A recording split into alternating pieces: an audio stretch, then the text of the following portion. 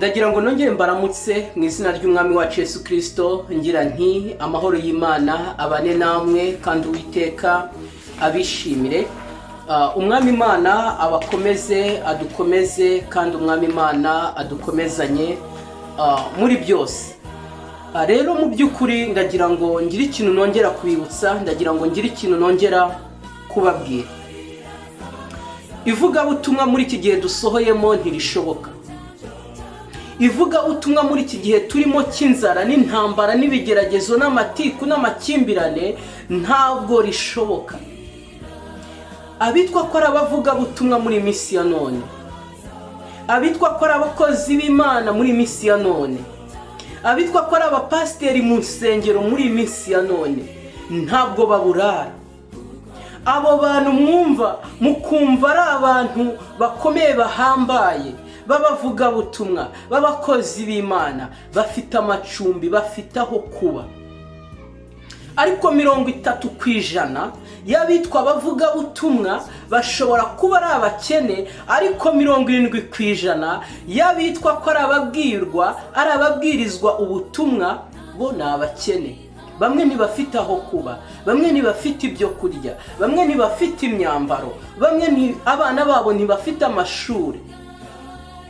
Nshuti bavandimwe bene data, wowe witwa kuri umuvugabutumwa, wowe witwa ko uri umupasiteri mu itorero runaka, wowe wumva ko hari ikintu Imana yaguhaye hano muri iyi si n'inshingano, ukaba uriho umeze nk'umurida, hari abantu runaka ugaragiye, hari abantu runaka uyoboye, nimba ushaka kugira ngo ibyo ukora byishimirwe n'ijuru, tera ikirenge mu cya Yesu Kristo.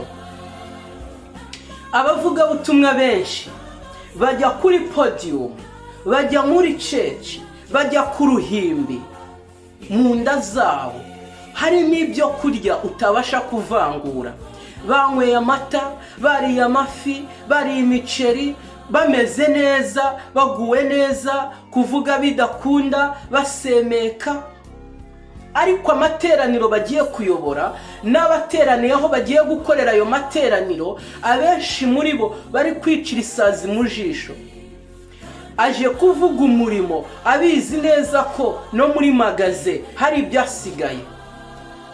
Aje kuvuga umurimo abizi neza ko no muri firigo hari ibirimo bimutegereje. Ariko se nimureke turebe, arabwira bameze gute, arabwiriza bameze gute, abo kwakira ubutumwa bameze bate, aba audience, abagenerwa bikorwa bameze bate? Nshuti bavandimwe bene data, mwe mwitwa ko muvuga ubutumwa, nshuti bavandimwe bene data, mwibuka ijambo riri muri Matayo riravuga ngo turi imidugudu yubatswe hehe? Ku mpinga y'umusozi, ngo turi amatabaza, ngo ateretse hehe? Aho buri wese abasha kugenza gute? Kureba. Umugisha ni mwiza, nibyo koko. Uje kubwiriza, wariye wahaze, no mu rugo birahari, please. Bya bindi wasize mu rugo, subira ugenda ubizane, ugira ibyo ukoraho. Ntabwo ushobora guhaza iteraniro ryose, ariko utanga urugero. Abavugabutumwa nibadatera ikirenge mu cya Yesu Kristo, ivugabutumwa ntabwo rigenje gute, ntabwo rishoboka. Yesu Kristo yarazaga, yamara kugera aho abantu bateraniye, akabitegereza, akabareba, yamara kubareba yarangiza akababwira ngo mbese ni iki mushaka? Muri we byose byarashobokaga, kuko yabashaga kureba icyo abantu bakeneye n'icyo babura. Ariko Yesu Kristo yarazaga akabwira abantu bateranye, akababwira ngo mbese ni iki mushaka? Mbese mukeneye iki? Noneho abantu bakabwira Yesu Kristo icyo bagenje gute bakeneye. Yesu agahera ku cyo abantu bakeneye, nyuma akabonaho abahereza iki? Ubutumwa bwiza. Uyu munsi wa none twebwe, uyu munsi wa none abitwa abakozi b'Imana, uyu munsi wa none abitwa abavugabutumwa, uyu munsi wa none abitwa abapasiteri, ntabwo bashaka gutera ikirenge mu cya Yesu. Bo barashaka kugenda nkabo mu izina ryabo, mu madogitora yabo, mu masters yabo, mu mateoloji yabo, barashaka kugenda nkabo, ntabwo bashaka kugenda nka Yesu Kristo. Mu rurimi rw'igiswahili hari ijambo ryitwa hikima, ubugenge, technologies cyangwa se uburyo, systeme, uburyo. Yesu Kristo ari ukuntu yakoraga ibintu mu bugenge, akabanza akamenya icyo umuntu akeneye. Abantu bakabwira Yesu Kristo icyo bakeneye, Yesu Kristo agahera ku cyo bakeneye, akabaha icyo bakeneye. Yamara kubaha icyo bakeneye, Yesu Kristo akababwira ati ngaho nimugenze gute, nimunkurikire. Muvandimwe nshuti mwene data, ivugabutumwa mu nda zirimo ubusa ntirishoboka. Bavandimwe nshuti bene data, ivugabutumwa mu rugo rurimo abana babuze minerivare ntirishoboka. Mu rugo rurimo umugabo n'umugore batagira icyo kwambara, ivugabutumwa ntirishoboka. Kwihanisha uwaburaye ntibishoboka. Kwihanisha indushyi, imfubyi, abapfakazi badafite shinge na rugero ntibishoboka. Mbere yuko wihanisha bateraniye mu itorero urimo, banza umenye icyo bakeneye, noneho ukora icyo bita uburyo bwo gushaka ubutabazi. Ubatabare, utanga ikibura. Numara gutanga ikibura, uzababwira icyo bakeneyeho, bazakibona kandi bazacyumva. Narababwiye ngo ntabwo bishoboka ko ivugabutumwa ryonyine, amagambo yonyine yakora ku mitima abantu bakihana bakabona kwerekeza mu bwami bugana he? Mu ijuru. Yesu Kristo yarazaga akabaza abantu ati mbese ni iki mukeneye? Murashaka iki? Mwibuke igihe yari arimo agenda, hari mu rukerera, hari abo yasanze ku nyanja, hari abo yasanze ku mugezi, hari abo yasanze aho baroberaga. Abo bantu bari bakesheje ijoro baroba, ngo ariko nta n'ifi n'iyi n'imwe bari bigeze bagenza gute bafata. Aba bantu bari baraye ijoro baroba, nta kintu n'iki na kimwe bari bagenje gute babonye. Ntabwo ari uko amafi yari yakamye mu nyanja, ntabwo ari uko amafi yari yakamye mu mazi, amafi yari arimo.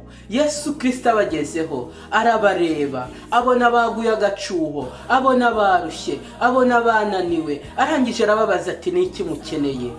Baramwegera, barangije baramubwira ati databuja, twakesheje ijoro turoba, kugeza na n'uyu munota nta na kamwe twafashe.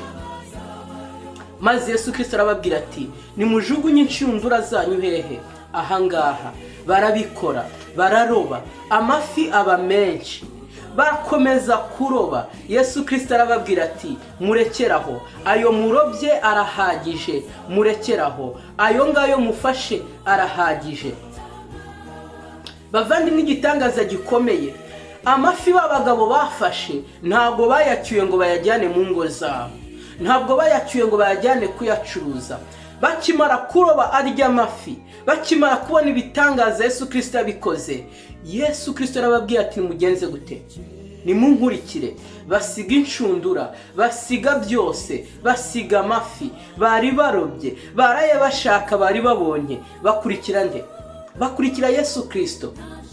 Uyu munsi wa none harageze ngo wowe ubwiriza mbere y'uko uzi imbere y'abantu ngo bature ibiri mu ijambo ry'Imana. Ni byiza, menya ko umutsima w'uyu mubiri ukenewe, ubanza umenye icyo bakeneye. Ntabwo iteraniro ryose ririmo abashonje, ntabwo iteraniro ryose ririmo ababuraye, ntabwo iteraniro ryose ririmo imfubyi, ntabwo iteraniro ryose ririmo abapfakazi.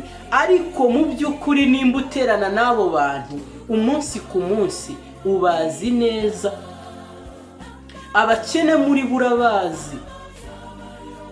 Genda ugura agafuka k'ifu mu rusengero ukazane, upime ku biro, uhamagara izina, upime ku biro, ubikore. Utanga agafuka igikoma mu rusengero, ubikore. Utanga akamironko k'ibishyimbo mu rusengero, ubikore. Utanga akaritiro k'amavuta mu rusengero, ubikore. Utanga utwambaro, utwenda, udukweto mu rusengero, uzana ubikore. nurangiza ubwirize ijambo ryawe riragenza gute? Rirumvikana kuko ni iryawe. Imana twayiteye umugongo, birumvikana. Ijambo ry'Iteka ravuga ngo tubanze dushaka ubwami bw'Imana no gukiranuka, ngo nibwo ibindi tuzagenza gute? Tuzabyongererwa. Uyu munsi wa none udatunze kugira ngo avuge ijambo ryumvikane ntibishoboka. Abantu bitaweho, barebwa, bakurikiranwa, abantu bumva ko ari abantu b'Imana, yes, nabagaragara neza nyine kuko bambaye, bafite amamodoka, kuko bafite amazu, ariko ndagira mbabwize ukuri. Icyo nshimira Imana, ntabwo yacunguye itsinda rimwe ngo isige irindi tsinda. Ntabwo Imana yamanukiye Abanyamerika ngo isige Abanyafurika. Ntabwo Imana yamanukiye Abanyaziya ngo isige Abanyaeurope. Ntabwo yaje ari Imana ya one nation, yaje ari Imana y'amahanga yose, amoko yose, indimi zose. Ariko bavuga butumwa, nimwe ndi kubwira, ndagira mbabwize ukuri. Utwo tuntu twose mukerensa nimutuzane. Mwikorere Bibiliya n'utwo tuntu mutadusize. Mwikorere ibitabo by'indirimbo n'utwo tuntu mutadusize. Utwo twose mutuzane, maze nimumara kutuzana, mubanze ijambo cyangwa se mubanze utwo tuntu, maze murebe kuntu Imana ikora umurimo wayo. Muri bya bindi yabahaye, murabibitse nibyo. Njya mbabwira ni cyangwa njya nkunda kuvuga ngo ujye ubaho uyu munsi nk'aho ari umunsi wawe wa nyuma, kuko hari igihe kizaba impamo umunsi ubu wa nyuma ku buzima bwawe. Wisevinga iby'indengakamere. Waje wariye, wanyweye amata, wariye umureti, wariye umuceri, inda yawe iruzuye, reka urafureka no kuvuga haleluya haleluya. Ndagira nkubwize ukuri, nimba wabonye ibyo urya, sangira n'abandi bindi bisigaye, ubahe nabo benjoyinga ubuzima, baryoherwe. Ubwo nibwo buzima, nibwo bukristo, nibwo buvugabutumwa. Naho ibindi byo kuza hariya ukisararanga, ugakubita amamikoro, ugakubita ibintu n'ibiki byose, abantu barashonje. Abantu inda zabo nta kirimo. Abantu barashonje, nta myambaro bafite. Abantu barashonje. Ndagira nkubwize ukuri ko kubwiriza mu bantu badafite icyo kurya nta kintu byamara. Nimba uzi ko hari icyo wowe ufite, bahe. Uwiteka kugirire neza. Hari ivugabutumwa turi gutegura muri iyi minsi, ni ivugabutumwa rikomeye cyane. Ndagira ngo niba utarabona invitation yawe, nawe ni vuba ikakugeraho.